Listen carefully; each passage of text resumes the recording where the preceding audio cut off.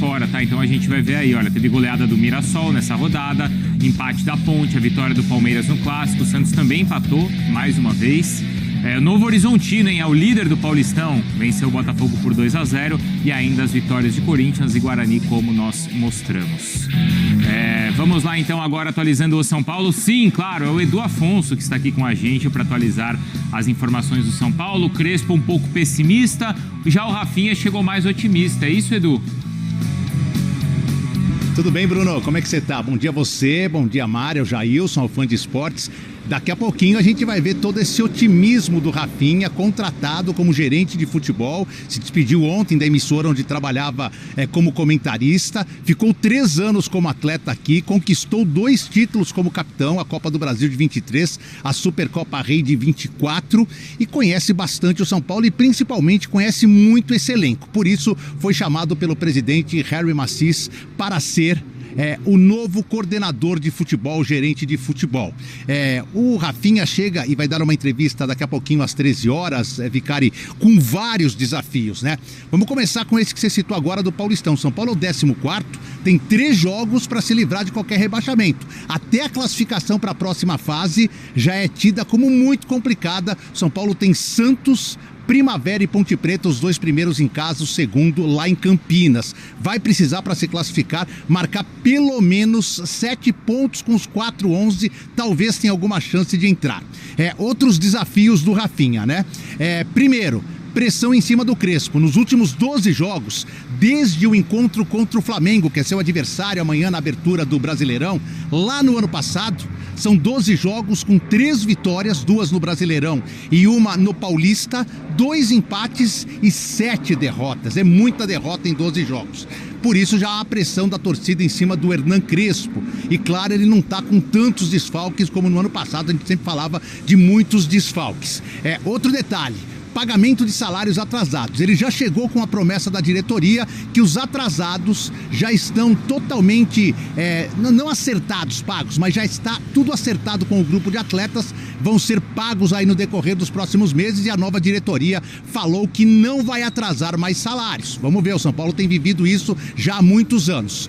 Tem muita gente que deixou o São Paulo aqui nos últimos 3 meses, Belmonte, seu substituto Márcio Carlos Magno, teve também a saída do Muricy Ramalho mais recentemente, 15 funcionários em várias funções foram trocadas no final do ano, além do impeachment do presidente Júlio Casares. Então o Rafinha encontra aí uma direção totalmente nova no futebol. O Biasotto, que subiu da base, é uma espécie de coordenador, vai cuidar da relação entre base e Barra Funda, e o Alan Barcelos, vice-campeão da Copa São Paulo, treinador bem conceituado na base do São Paulo, que fará parte de uma comissão técnica permanente, vão trabalhar também com o Rafinha. Então são muitos desafios para o Rafinha logo de cara, além da estreia no Campeonato Brasileiro amanhã contra o Flamengo no Morumbi.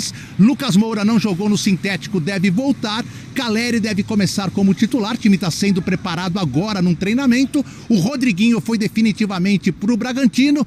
E olha, Bruno, olha como essa posição de atacante no São Paulo é complicada. Além dos 2 desfalques serem atacantes, Rian Francisco e André Silva, e o São Paulo sofreu muito com isso ano passado, o Paulinho, que disputou a final, já estava certo que subiria, teve um problema no ligamento do joelho, vai optar por um tratamento conservador, mas um cara que poderia já ter várias oportunidades no time principal, vai ficar um bom tempo afastado, mais uma vítima do gramado do Pacaembu, como foi o Hugo na final do ano passado, Bruno. A lesão ali na copinha. Obrigado, viu, Edu? Não bastasse a estreia então contra o Flamengo no... Bom, ele vai ser apresentado hoje, mais tarde, a coletiva lá de apresentação dele. Tô curioso para ver o que ele vai falar, porque antes de ser apresentado ele deu uma cortada, mais uma no Crespo. Primeiro foi o Macis, depois agora o Rafinha. E aí, Arnaldo? Aliás, o que você acha que o Rafinha pode acrescentar? Ele já acrescentou, antes de ele ser apresentado. Porque, na verdade, não é exatamente a função gerente, coordenador e tudo mais. Um elenco de futebol, jogadores de futebol, ainda mais num caos de liderança, eles precisam de anteparo. O Rafinha é um anteparo, né? O fato dele estar presente no dia a dia, coisa que o Muricy já não fazia, dele ter ascendência sobre esses jogadores, coisa que o Muricy não tinha por uma questão geracional, já é importante e já desafoga o treinador e os demais líderes, né? Lembrando que, curiosamente, Depois do Rafinha, o São Paulo teve como principal líder do vestiário o Luiz Gustavo, que foi, entre aspas, desligado também, por falar a verdade, como o Crespo. Eu acho que o Rafinha, ele pode, pela ascendência, e não pelo dinheiro, ele não vai botar dinheiro do bolso dele, desafogar, fazer como ele disse, acho que foi a melhor frase que ele falou no Sport TV ontem, quando ele anunciou sua saída da TV e a entrada no São Paulo. Fazer com que os jogadores pensem só no futebol, só no campo. E o técnico também. Eu acho que essa indireta ao Crespo, que na verdade faz eco com o discurso do Massis, é quase uma continuidade do discurso patronal, é também para que o Crespo, a minha impressão, Tirone, é que a partir de hoje, quando ele for apresentado, ele e também o Rui Costa, que ficou à sombra do Belmonte um tempão, falem pelo São Paulo. E não deixem o técnico e os jogadores tão expostos, né? Como é que começou esse ano? Era o Luciano implorando para o torcedor ter paciência, o Crespo no sincericídio, o São Paulo exposto. Já é um time fraco, então não dá para os jogadores do São Paulo, o treinador do São Paulo, até para eles terem foco no que interessa, estarem expostos o tempo todo.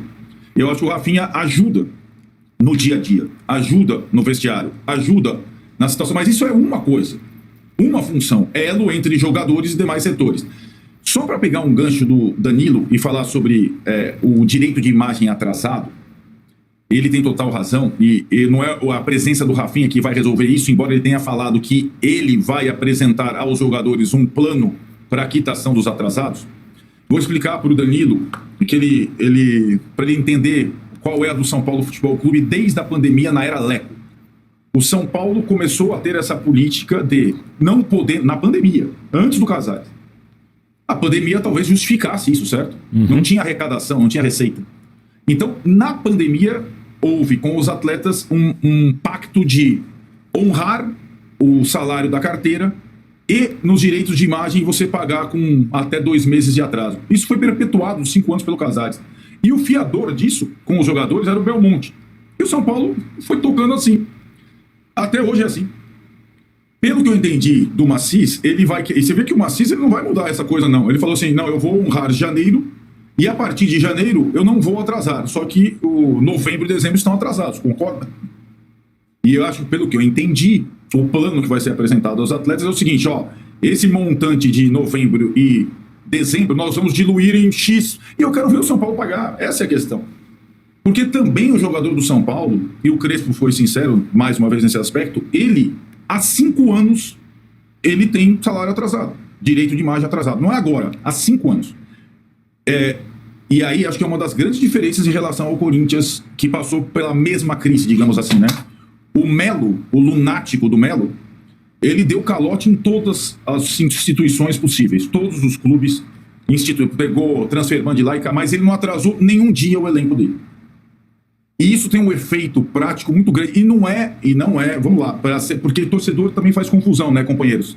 Ah, o jogador não está jogando porque ele não está recebendo, está fazendo corpo mole. Não é isso que eu estou falando, para ser bem claro. É que é desagradável para qualquer trabalhador. O Tirone, ou não é? O Tirone gosta bastante dessa coisa. Não receber o que você tem direito no dia certo. Aí não dá. Certo? Não é verdade? Sim, mas... E o jogador do São Paulo passa, e o treinador do São Paulo passam por isso há 5 anos. Eu acho que agora vai ter um novo fiador, o Rafinha. Vai ver se vai funcionar. Vamos chegar aí na audiência brutal, falta pouco. A gente já chegou na meta de likes. Olha lá, viu? Agora é audiência brutal, chamem parentes e amigos. Só quero colocar botar minha colher nessa conversa, porque eu acho que essa história de, não, porque o Belmonte era o fiador, então ele acertava com os caras e tudo bem e tal. Tudo bem, esse negócio andou durante 5 anos, o que é uma vergonha para um clube do tamanho do São Paulo, mas enfim, as coisas andavam dessa forma. Eu só acho que entra uma poeira nessa conversa, Danilo, a partir de tudo que aconteceu no São Paulo. Eu não consigo imaginar o jogador falando assim, pô, mas eu tô aqui há 5 anos tentando fazer acordo com o Belmonte. Não, esse mês que vem a gente paga 1 e deve 2. E aí chega carro forte, deposita grana na conta não sei de quem. Excelente. O camarote tá não sei o que lá. O jogador vai falar assim, mas vem cá, tem grana pra todo mundo meter a mão e pra mim não tem? Eu repito, não acho que os caras vão fazer corpo mole nem nada, mas acho que tem uma poeira nesse acordo. Imagina o Massis falar assim, oi pessoal, tudo bem? Eu tô combinando aqui com vocês, vou pagar metade agora, pago daqui a 5 anos. E os caras falam, mas vem cá, e a grana que chega de carro forte aí, nessa aí não vem pra mim? Eu acho até que com a chegada do Massis, o Massis pode fazer a história do bad cop, good cop, sabe? Quando você tem o mau policial, o bom policial, chega, olha, gente, realmente o pessoal aqui tava ferrando a gente, mas a partir de agora vai mudar. Então, assim, a partir de agora eu garanto a vocês que não vai ter mais carro forte, que não vai ter mais desvio. Eu era o primeiro vice do cara? Sim, eu era, mas eu não sabia de nada. Né? Esse papo cola às vezes. E aí daqui pra frente tudo vai mudar. Agora, eu concordo com você, o jogador olhando, tudo atrasado, de repente sai notícia, 11 milhões em saques em carro forte nos últimos 5 anos, 1,5 milhão em depósito na conta do presidente, desvio de dinheiro no camarote, desvio de dinheiro, não sei quantos mil numa festa junina. Então, assim, agora tem até a investigação da negociação do Igor Gomes, que saiu também notícia disso. Aí, realmente, eu acho que começa a ficar um ambiente insustentável. E aí, uma coisa que eu vi o Arnaldo falando, e uma coisa que eu tenho a impressão, eu não acho que todas as vezes em que o Crespo virou o porta-voz das notícias ruins e que ele começou ali a falar sobre as questões do São Paulo, ele foi provocado ou ele foi perguntado sobre. Muitas vezes ele tá ali na parede e ele fala, olha, realmente o time jogou mal, o time jogou tal, mas, pô, eu não tenho diretor técnico, eu não tenho não sei o quê, não é que alguém chegou e perguntou pra ele, e aí, o salário tá atrasado? Você entende? Então, assim, eu acho que ele também tá numa defensiva de também mostrar, então assim, pode ser que o Rafinha passe a falar, mas eu não acho que se o Rafinha vai chegar e vai falar disso, o Crespo vai automaticamente parar de relacionar essas questões. Eu acho que eventualmente ele vai continuar falando. Vai falar assim, olha, eu entendo o ponto do Arnaldo, mas assim, eu acho que assim, na hora que o São Paulo for... Mais pelo presidente do que pelo Rafinha. Eu acho que assim... Mais pelo que o presidente falou, sim. Do que pelo Rafinha. Mas o que eu quero dizer assim, você já falou Imagina. até sobre como que fala? Como eles são verdadeiros, como eles são transparentes, né? Então assim, imagina que o São Paulo tome uma sapatada do Santos agora no final de semana. E aí já chegou o Rafinha, o Maci já deu o recado. E o Crespo vai falar, pô, de novo eu vou ser cobrado. Vão falar que meu trabalho é ruim, que eu não sei escalar. E uma hora ele vai falar, pô, a gente tá tudo aqui atrasado de novo. O Rafinha acabou... Entendeu o que eu quero dizer? Que eu acho que às vezes ele também tá numa defensiva. Sim. E que às vezes também é até uma situação semelhante o que às vezes eu vejo no Palmeiras. Pô, o Anderson não fala. Mas muitas vezes o Abel fala das questões, dos problemas, porque ele quer. Perfeito. Ninguém chegou pra ele e falou assim, você tá sem contratação, você tá com... Ele chega e começa a vomitar lá pra se defender. Então eu acho que o Crespo também faz isso. Às vezes ele tá vomitando pra se defender, não necessariamente querendo expor o São Paulo nesse sentido.